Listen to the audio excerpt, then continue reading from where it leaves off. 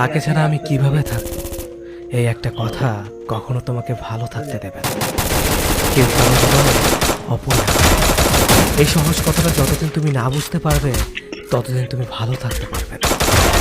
সময় সব কিছু বদলে দেয়। একসময় যে মানুষটা তোমার সাথে কথা না বলতে পেরে হাউমাউ করে থাকতো, আর সে মানুষটা তোমার 50 বার কল রিসিভ করারও সময় পায় না। একসময় যে মানুষটা সারা রাত জেগে কথা বলার জন্য অনুরোধ করে, আজ তার খুব সহজে একসময় যে মানুষটা তুমি না খেলে খেত না, আজ তার সময় হয় না তোমার কাছে জানতে চাইবা তুমি খেয়েছো কিনা। একসময় যে মানুষটা তোমাকে ছাড়া 1 মিনিটও চলে না বলে শক্ত করে জড়িয়ে ধরতো, আজ সেই মানুষটা 1 সপ্তাহ পরেও যোগাযোগ করার সময় পায় না।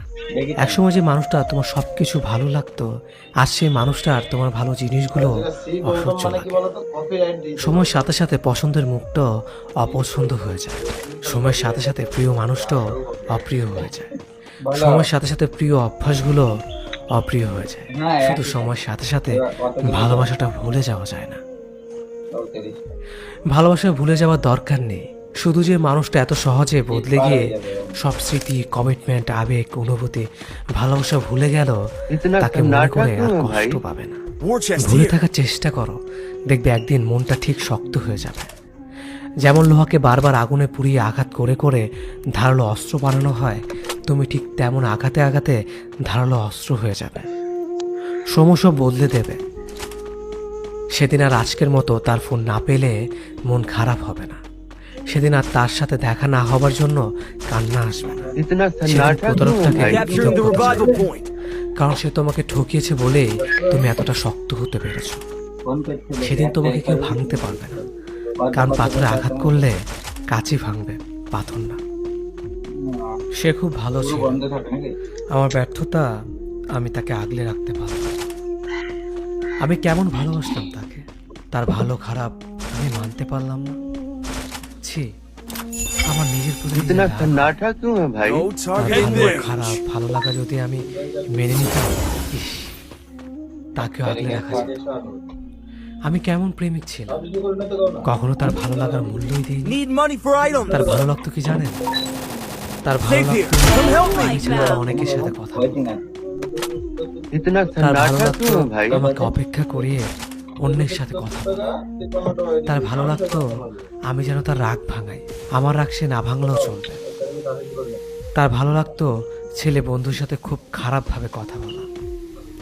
তার ভালো লাগতো সবাইকে ছবি দেওয়া, কিন্তু আমি চাইলে হাজার বাহানা।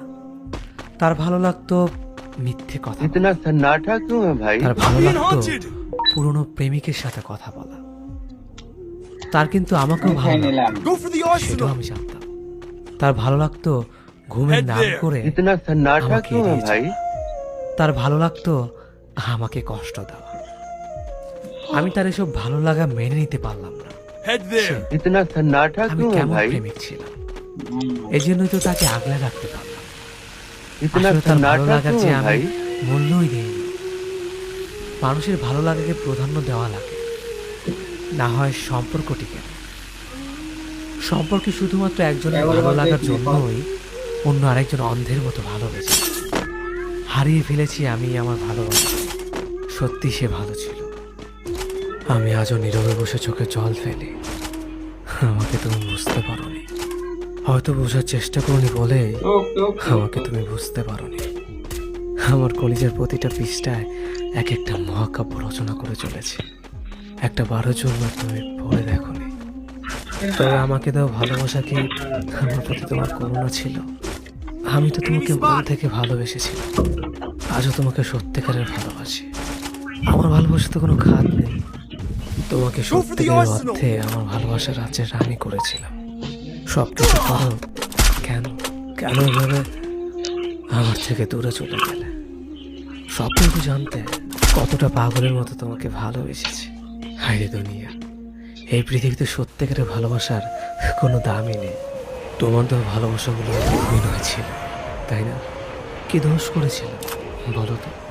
তোমাকে ভালোবাসাটা কি আমার দোষ ছিল? কিন্তু আমি তো তোমাকে জোর করিনি, আমি একাই তোমাকে ভালোবেসে যাচ্ছিলাম। এটাই তো ভালো ছিল। কেন 2 দিনের জন্য এসে আবার চলে গেলে? আমাকে ভালোবাসতে যদি তোমার এতটাই অরুচিকর হয়, তবে কেন তুমি আমাকে মিথ্যে স্বপ্ন দেখালে? তোমার মনে আমি নেই, সেখানে অন্য কেউ। এটা আমাকে বলে দিতে পারতে। আমি তো দিব্যি ভালোই ছিলাম। আমি আমার একা জীবন আর নীরব ভালোবাসাকে নিয়ে, যে ভালোবাসা আমি তোমাকে কখনো কাছে পেতাম না, নিজেকে আড়াল করে তোমাকে রোজ দেখতাম। যে ভালোবাসা আমি একাই নিজে ভালোবাসার কথাগুলো इतना सन्नाटा क्यों है भाई? তোমাকে আজও খুব মিস করি। শুধু মিস করো না, তুমি আজও তোমার কলের আশায় থাকে, কিন্তু তুমি इतना তো ব্যস্ত থাকো सन्नाटा অন্য क्यों है কাউকে भाई? নিয়ে। যে কটা দিন তুমি আমার সাথে ছিলে, মনে হচ্ছিল আমি হয়তো জিতে গেছি इतना তোমাকে আমার सन्नाटा জীবনে क्यों है পেয়ে। भाई? কিন্তু না, সেটা ছিল ক্ষণিকের জন্য। আমি পেয়েও তোমাকে হারালাম। এর থেকে তোমাকে না পেতাম, তাহলে হয়তো এতটা কষ্ট বুকে কখনোই হতো না, এভাবে একা কাঁদতে হতো না আমাকে। আচ্ছা, একটা কথা বলি, আমার মতো কি তোমাকে इतना सन्नाटा অন্য কেউ क्यों है भाई? ভালোবাসতে পারবে? না, পারবে না। তুমি আমার ভালোবাসাটাকে এতটাই ছোট করে দেখেছো যে কখনো আমার ভালোবাসাকে বুঝতেই পারোনি।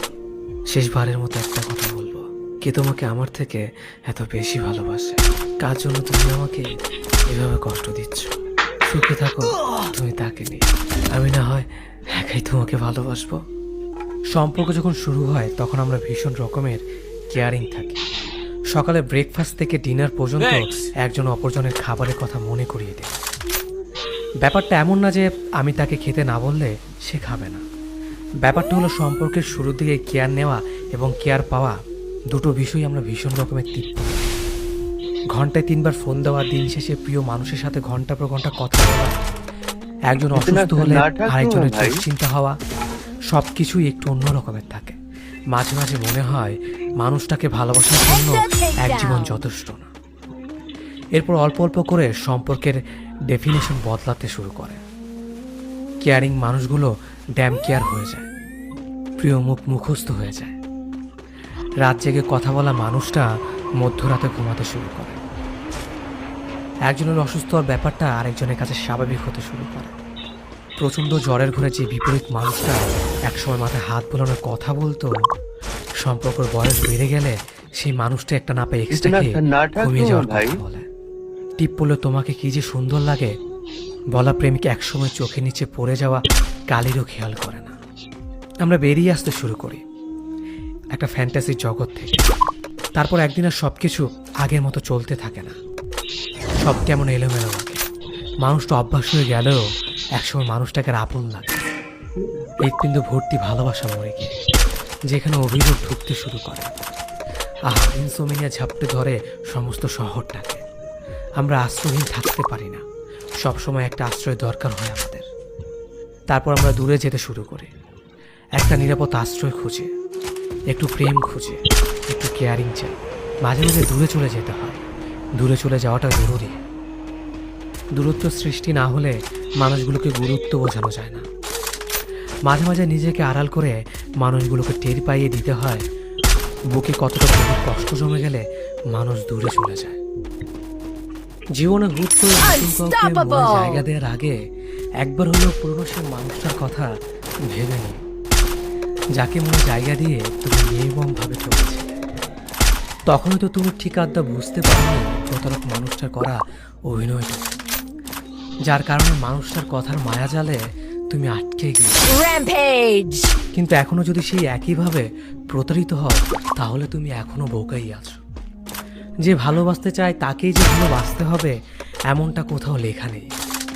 সবাই তো আবার সত্যিকারের অর্থেই মন থেকে ভালোবাসে না। অনেকেরই ভালোবাসার কথার পেছনে থাকে অভিনয়, ছলনার, প্রতারণার মতো বাজে উদ্দেশ্য। সবার মিষ্টি কথায় নিজেকে ভোলাতে নেই। इतना তোমার सन्नाटा